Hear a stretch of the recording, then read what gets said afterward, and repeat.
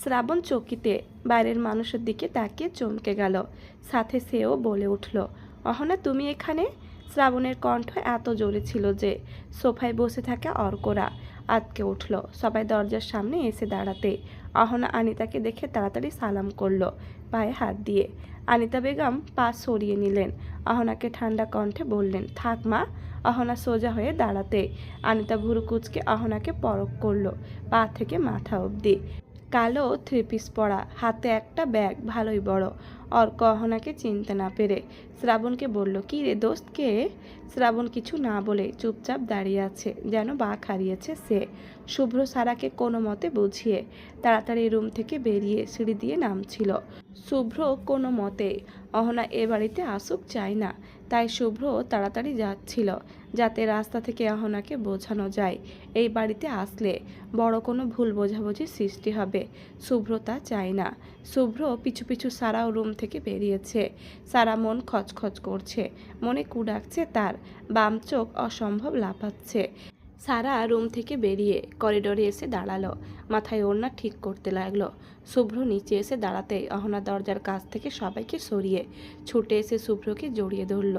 শুভ্র স্তব্ধ নির্বিকার ভাবে দাঁড়িয়ে আছে।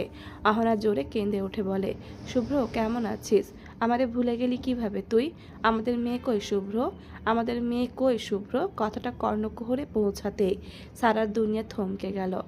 সে সিঁড়ি দিয়ে নামছিল, হঠাৎ ফোনে সেই মেয়েটাকে ছুটে এসে শুভ্রকে জড়িয়ে ধরতে দেখে চমকে গেছিল। এখন পুরোপুরি থমকে গেছে। অহনার বলা কথা শুনতেই দরজার কাছ থেকে সবাই সিঁড়ির কাছে চলে এলো। সোফায় বসে থাকা ফাতেহা, সুমনা আর আনিসা অহনার শুভ্রর দিকে তাকালো। আনিতা এসে অহনাকে টেনে শুভ্রর থেকে ছাড়িয়ে নিয়ে বলে ওঠে, তোমার মেয়ে মানে? আর এসব কি? এটা ভদ্র মানুষের বাড়ি। কথাগুলো রেগেই বলে। অহনা আনিতার দিকে তাকিয়ে বলে ওঠে, আম্মা আমাকে চিনলেন না? আমি আপনার ওহু। আনিতা চমকালো, অহনা তো মারা গেছে, তবে এ আবার কে? আনিতা শুভ্রর দিকে তাকাতে শুভ্র শান্ত কণ্ঠে বলে উঠল, তোমার এখানে আসা উচিত হয়নি অহনা। আমার মেয়েকে দিয়ে দাও শুভ্র। কিসের মেয়ে? কিসের মেয়ে মানে? পুরো 9টা মাস আমার গর্ভে বেড়ে ওঠা আমার বাচ্চা, আমার মেয়ে। হঠাৎ অহনার চোখ গেল সোফায় বসে থাকা আনিসার দিকে, কোলে ছোট্ট অরু। অহনা সেদিকে একবার তাকিয়ে শুভ্রকে বলে উঠল, ওইটা আমাদের মেয়ে শুভ্র, বলো না। শুভ্র কিছু বলতে যাবে তার আগে অহনা আনিসার দিকে এগিয়ে গেল। শুভ্র স্তব্ধ, অর্কের মাথায় কিছু আসছে না। ফাতেহা অল্প স্বল্প চিনতে পারছে কণ্ঠ শুনে, তবে মনে করতে পারছে না। অহনা আনিসার সামনে এসে দাঁড়িয়ে অরুর দিকে হাত বাড়িয়ে অরুকে নিতে যাবে। ঠিক সেই মুহূর্তে সারা খপ করে অহনার হাত ধরে সরিয়ে দিল। যেহেতু অহনা উত্তেজনায় ছিল সেহেতু হাতে তখন শক্তি ছিল না।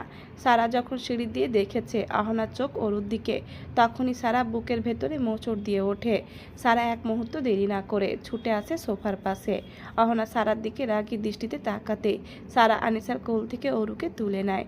বাচ্চাটাকে কোলে নিতে দেখে অহনা রাগী চোখে সারার দিকে হাত বাড়াতে সারা শাসানোর সুরে বলে ওঠে, অরু আমার মেয়ে, খবরদার ওর গায়ে হাত দিবেন না। কে আপনি? বাইরে থেকে এসে আমার মেয়ে করছেন? সারার কথা শুনে অহনার কাছে কিছু অপমানিত মনে হয়, ফলে অহনা রেগে ওঠে বলে, এই মেয়ে কে তুই? ও আমার স্ত্রী, তালুকদার শুভ্রর স্ত্রী, এটাই ওর পরিচয়। এই বাড়ির মেজ বউ সে। অহনার পেছন থেকে বলে ওঠে শুভ্র। সবাই শুভ্রর দিকে তাকায়। শুভ্র সারার দিকে এগিয়েছে, সারার হাত ধরতে চাইলে সারা সরে যায়। শুভ্র অবাক হয় না, সে বুঝে গেছে তার পিচ্চি পাখি ভুল বুঝছে, কিন্তু শুভ্র চায় ভুল বুঝুক। তাই শুভ্র আর কিছু না বলে সারার থেকে অরুকে নিয়ে নেয়, যদিও সারা দিতে চাচ্ছিল না। অহনা চোখ বড় বড় করে অবাক হওয়া কণ্ঠে বলে, শুভ্র তুই বিয়ে করেছিস? শুভ্র অরুর দিকে তাকায়।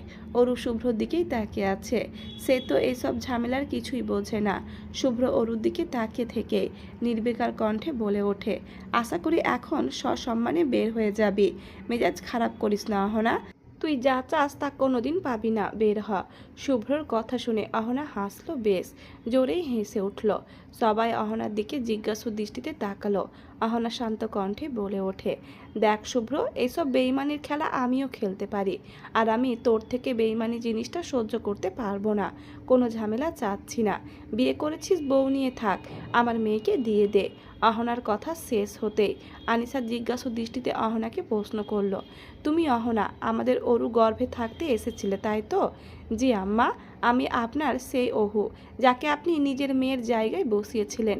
এত তাড়াতাড়ি ভুলে গেলেন আমাকে? বলেই অহনা একটা তাচ্ছিলের হাসি দিল।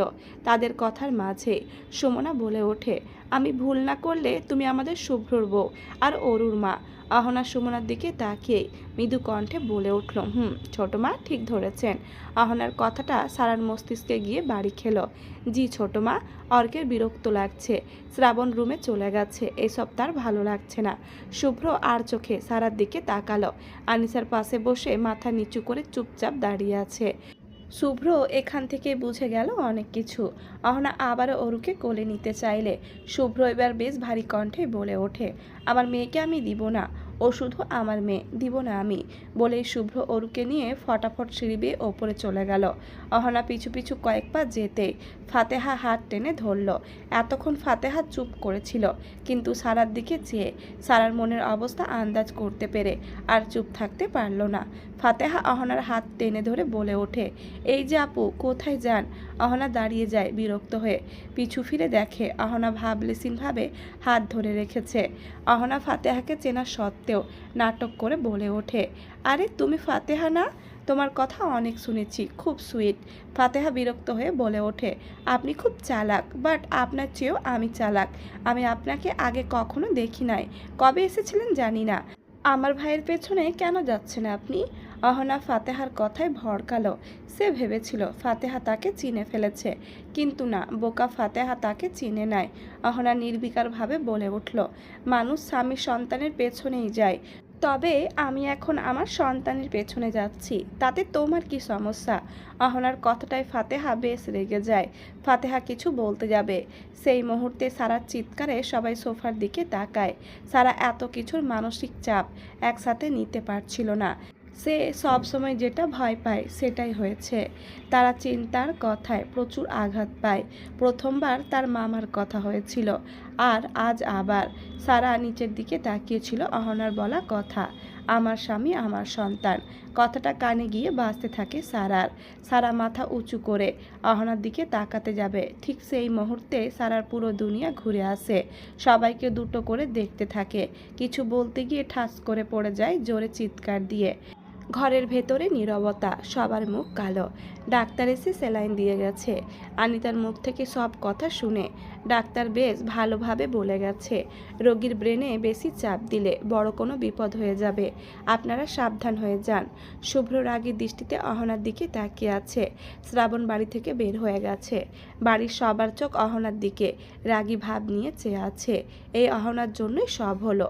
অহনা মাথা নিচু করে রুমের এক কোণে টুলে বসে আছে, সবার দৃষ্টি অনুসরণ করে মিনমিনিয়ে বলে, আমার দিকে এমনভাবে তাকাচ্ছেন যেন আমার জন্য এই মেয়েটা অসুস্থ। আমার মেয়েকে দিয়ে দেন, আমি চলে যাচ্ছি। অহনার কথা শেষ না হতেই শুভ্র উঠে গিয়ে অহনার গাল চেপে ধরে রক্তচক্ষু নিয়ে বলে, কসম খোদার, তোর জন্য সারার কিছু হলে জ্যান্ত পুঁতে ফেলতাম আজ তোরে। অর্ক এসে শুভ্রকে ছাড়িয়ে নেয়। বাকি মানুষগুলো স্তব্ধ হয়ে গেছে, কোনো কথা নেই কারোর মুখে। কিছুক্ষণ আগে সারা যখন চিৎকার দিয়ে পড়ে গেল, অর্ক সাথে সাথে গিয়ে সারার মাথার নিচে হাত রেখেছিল, নয়তো মেঝেতে মাথা পড়লে আজ বড় একটা অ্যাক্সিডেন্ট হতো। সারা সেন্সলেস হওয়ার সাথে সাথেই সবাই সারাকে ঘিরে ধরে, কিন্তু অহনা দূরেই দাঁড়িয়েছিল। সুমনা সারার চোখে মুখে পানি ছিটিয়ে জ্ঞান ফেরাতে না পেরে ভয় পেয়ে যায় সকলে। নিচে জ্যানজাম শুনে শুভ্র অরুকে রুমে শুইয়ে দিয়ে নিচে আস্তে আস্তে সিঁড়ি দিয়ে দেখে অহনা দাঁড়িয়ে আছে, আর সবাই এক জায়গায় দাঁড়িয়ে আছে। শুভ্রর মনের ভেতর কেমন হয়ে ওঠে। তাড়াহুড়ো করে নিচে নেমে সোফার পাশে আসতে যাবে, ঠিক তখনই শুভ্রর মনের ভেতর কেমন জানি ব্যথা হয়ে ওঠে। তাড়াহুড়ো করে নিচে নেমে সোফার পাশে আসতে যাবে, ঠিক তখনই শুভ্রর চোখে পড়ল আনিতা বেগমের কোলে মাথা রাখা নিস্তব্ধ সারার দিকে। শুভ্রর বুকের ভেতর মুচড়ে উঠল। শুভ্র ছুটে গিয়ে সারার সামনে গিয়ে বসে পড়ল। দিক বেদিক না ভেবে ডাক্তারকে ফোন করে হসপিটালে নিতে চাইল। তবে আনিতা বেগম নিষেধ করলেন, বললেন ডাক্তার বাসায় এসে চেক আপ করুক, পরে নিয়ে যাব হসপিটালে। আনিতা বেগমের কথা শুনে শুভ্র সারাকে নিয়ে ওপরে চলে এলো। নিজের রুমে নিয়ে যেতে চাইলে আনিতা বেগম বাধা দিয়ে ফাতেহার রুমে নিয়ে যায়। বেশ কিছুক্ষণ পর ডাক্তার এসে সারাকে চেক আপ করে বিপদমুক্ত বলে ঘুমের ইঞ্জেকশন দেয়, সাথে স্যালাইন দিয়ে দেয়। বর্তমানে আনিস ও ফারুক তালুকদার আগামীকাল দেশে ফিরবে, কিন্তু আজ বাড়ির এই অবস্থা শুনে ফারুক তালুকদারের মাথা খারাপ হয়ে গেছে। আরও যখন শুনেছে সারা অসুস্থ, তখন তার রাগ বেড়ে গেছে। সারাকে নিজের মেয়ের মতো দেখেন তিনি। সারা যখন তাকে বাবাই বলে ডাক দেয়, ফারুক তালুকদারের মনে শান্তির বন্যা বয়ে যায়। বাড়ির এই অবস্থা শুনে আজকে দেশে ফিরতে চাইল ফারুক তালুকদার। তবে আনিস তালুকদার তাকে বোঝালেন যে যাওয়া মানে যাওয়া যায় না, সব জিনিসপত্র গোছাতেও আর এক ঝামেলা পোহাতে হবে তাকে। ফারুক তালুকদার আনিসের কথা বুঝে নিশ্চুপ রইলেন। বাড়িতে কথা বলেও শান্তি লাগছে না। ফারুক তালুকদার অহনার বিষয়টা জেনে আরও বেশি চিন্তিত। এতদিন পর হঠাৎ অহনাকে সামনাসামনি দেখে শ্রাবণের মনে অনুশোচনা জাগে। যে মানুষটাকে হারানোর জন্য শুভ্রর কাছ থেকে সারাকে কেড়ে নেওয়ার পরিকল্পনা করলো, সেই মানুষটাই তার সামনে। শ্রাবণ আর অহনা দুজনেই খুব ভালোবাসতো একে অপরকে। কিছু জিনিসে ভুল বোঝাবুঝিতে আলাদা হয়ে যায় তারা। পরবর্তীতে জানতে পারে শুভ্র অহনাকে বিয়ে করেছে আর অহনা প্রেগনেন্ট। সেখান থেকেই শ্রাবণের রাগ শুভ্রর ওপর। শ্রাবণ যখন জানতে পারে অহনা আর নেই, শুভ্র নতুন বিয়ে করেছে, তখন থেকেই সেই মেয়েটাকে কেড়ে নেওয়ার প্রবল ইচ্ছে জাগে শ্রাবণের মাঝে। তবে সারাকে যেদিন দেখে সেদিন নিজের অজান্তেই খুব মায়া লাগে। তবে শ্রাবণ জানতো এই মায়া ক্ষণিকের। সারাকে খুবই বাচ্চা লেগেছে শ্রাবণের কাছে, নিজের হৃদয়ে জায়গা না দিলেও মনে দিয়েছে। শ্রাবণের খুব কষ্ট হচ্ছে অহনাকে এত কাছ থেকে দেখে। বুকের ভেতরে এক চিনচিনে ব্যথার অনুভূতি টের পাচ্ছে শ্রাবণ। তবে শ্রাবণের মন আবারও খারাপ হয়ে যায়। অহনা শুভ্রর বউ, আর তাদের একটা মেয়েও আছে। তাহলে সারার কি হবে? মেয়েটা কি এইসব সহ্য করতে পারবে? শ্রাবণ এসব ভাবতে ভাবতেই পকেট থেকে সিগারেট বের করে লাইটার দিয়ে আগুন জ্বালিয়ে বারান্দায় চলে গেল। ফাতেহা এই ধরে 8 বার রেহানের নাম্বারে ফোন দিয়েছে, প্রতিবারই সুইচ অফ বলছে। ফাতিহার মাথায় চিন্তা ঢুকে যায়, কি হলো রেহানের? কল ধরছে না কেন? ফোন অফ কেন? ফাতেহার ভাবনার মাঝে ফাতেহার হাতে থাকা ফোনটা কেঁপে ওঠে। ফাতেহা ফোনের দিকে তাকিয়ে দেখে রেহানের হাস্যোজ্জ্বল একটা ছবি ভাসছে। হ্যাঁ, এটা ফাতেহা সেভ করেছিল কিছুদিন আগে।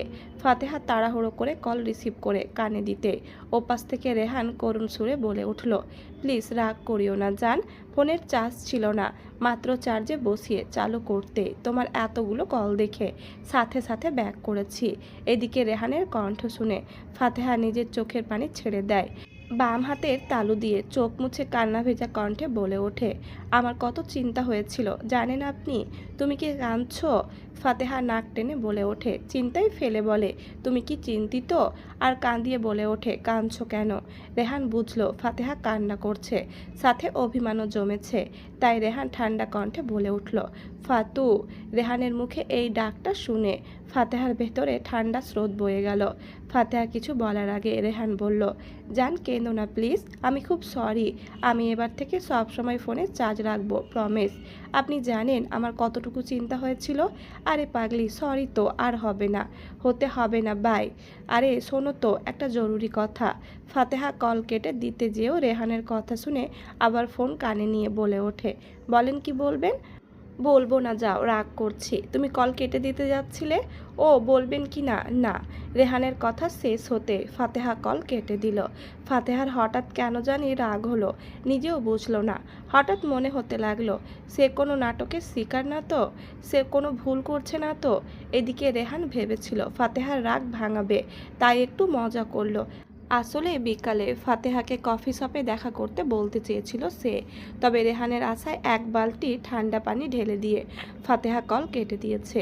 রেহান তালুকদার বাড়ির কোনো ঘটনাই জানে না, শুধু জানে আহনা যেহেতু এসেছে সেহেতু কিছু একটা ঝামেলা বাঁধবেই। তবে কি তার ধারণা নেই? রেহান ফোনটা চার্জে ঠিক মতো দিয়ে সিজ দিতে দিতে ছাদের সিঁড়ির দিকে পা বাড়ালো। অহনা এখনো বসে আছে চুপচাপ, ফারুক তালুকদারের আদেশের জন্য। শুভ্র অহনাকে কিছু বলে নাই। শুভ্র ফুঁসছে। আনিতা আর সুমনা রান্নাঘরে চলে গেছে। আনিসাকে দিয়ে অহনাকে নিচের একটা রুমে পাঠিয়েছে অহনাকে থাকতে দেওয়ার জন্য। ফারুক তালুকদার এসে মীমাংসা করবে, নয়তো অহনা যদি পুলিশ কেস করে তখন বিপদ বাড়বে, ভয় কমবে না। তাই ফারুক তালুকদার সিদ্ধান্ত নিয়েছেন তিনি বাড়ি এসে সব কিছু বিচার বিবেচনা করে দেখবেন। আর এখন আপাতত অহনাকে বাড়ির গেস্ট রুমে থাকতে দিতে। আনিসা অহনাকে নিয়ে এসে সিঁড়ির পাশে একটা বেশ গোছালো রুমে নিয়ে গেল অহনাকে।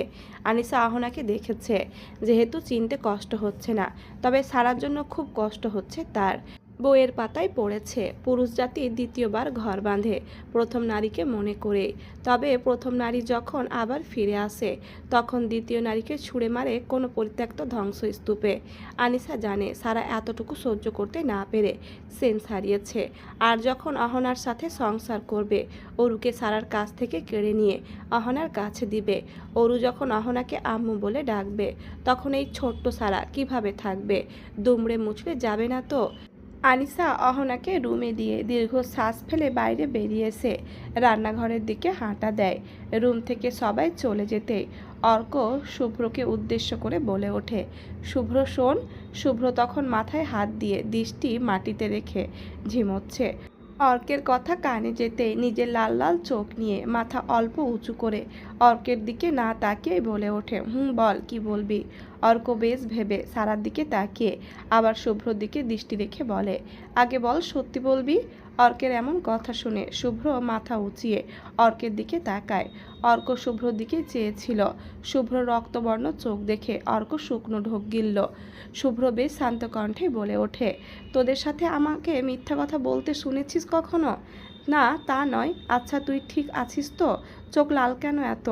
অর্কের কথা শুনে শুভ্র প্রসঙ্গ বদলাতে বলে ওঠে, কি জিগাবি তাই বল। আমার মাথা ব্যথা করছে তাই চোখ লাল। অর্ক বেশ কিছুক্ষণ পর বলে উঠল, আচ্ছা শুভ্র, সারার বাড়ি কোথায়? না মানে ওর বাবার বাড়ি কই? শুভ্র অর্কের দিকে না তাকিয়ে বলে ওঠে, কেন, কি দরকার? অর্ক সারার ঘুমন্ত সেলাইন চলিত দুর্বল মুখশ্রীর দিকে তাকিয়ে বলে উঠল, না মানে আমার কেন জানি মনে হচ্ছে সারার